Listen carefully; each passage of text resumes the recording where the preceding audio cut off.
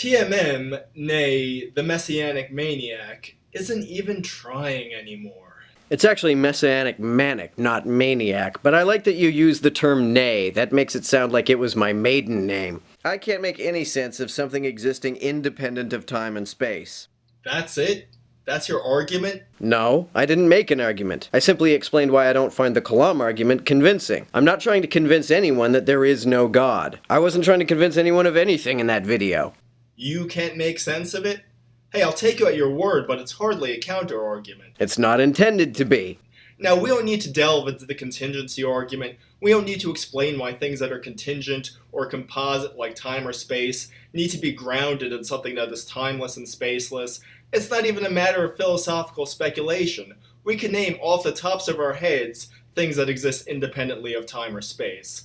Things like the laws of logic or mathematical proofs. Those are ideas. How the fuck do ideas exist independent of time or space? I don't understand what an idea is if it is not an activity carried out by the brain. And how the fuck can an activity occur without time? Perhaps this guy believes that the laws of logic are some kind of Platonic form, but I've never understood what it even means to say that Platonic forms exist. Or the ideas of goodness or truth or beauty or love or whatever.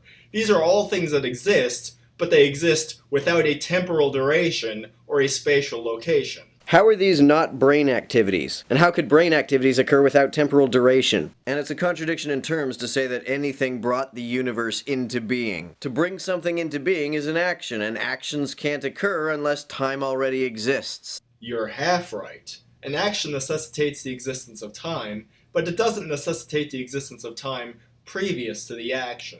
A cause is always coincident with its effect, so there's no contradiction to say that something brought time itself into being. With the exception of material causation, which is not what we're talking about here, causes are never coincident with their effects. There are 4 different kinds of causal interaction. There are the weak and strong nuclear interactions, the electromagnetic interaction, and gravity. None of these propagate instantaneously. They all propagate at the finite speed of light. There is always at least some time between the action of one thing and the effect of that action on any other thing. If you can show that there is some additional form of causal interaction, especially one which propagates instantaneously, call the Nobel Committee and ask for your prize.